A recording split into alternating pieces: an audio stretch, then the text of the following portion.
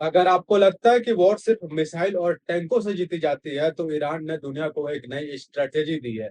Iran को शुरू से पता था कि वो अमेरिका को वेपन से नहीं हरा सकता, इसलिए उसने जंग का मैदान ही बदल दिया। और उसकी स्ट्रेटेजी में सिर्फ 3 शब्द है: ऑयल, डाटा और मनी। पहला, ऑयल। दुनिया का लगभग 20% तेल स्ट्रेट ऑफ हॉर्मुज से गुजरता है। ईरान जानता था कि अगर उसने इस रास्ते को रोक दिया तो पूरी दुनिया में एनर्जी क्राइसिस शुरू हो जाएगी। इसलिए उसने वहां सी माइंस बिछा दी और मिडिल ईस्ट की कई ऑयल रिफाइनरीज पर हमले किए। अबू धाबी, सऊदी, बहरीन सब टारगेट बने। यहाँ तक कि कतर का बड़ा गैस प्लांट भी बंद करना पड़ा।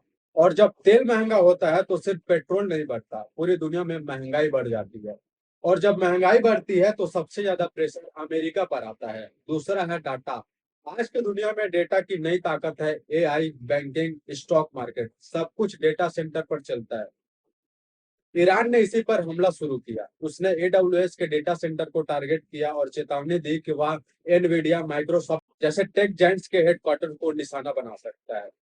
जब ऐसे खबरें आती है तो स्टॉक मार्केट में खलबली फैल जाती है, कंपनियों के शेयर्स गिर जाते हैं और फिर प्रेशर अमेरिका पर आता है। तीसरा टारगेट है मनी, यानी बैंकिंग सिस्टम। ईरान ने धमकी दी कि वो city bank, JP Morgan, bank of America जैसे बड़े बैंकों को निशाना बना सकता है। इतना डर पैदा हुआ कि कई बैंकिंग ऑपरेशंस को दुबई से वर्क फ्रॉम होम करना पड़ा।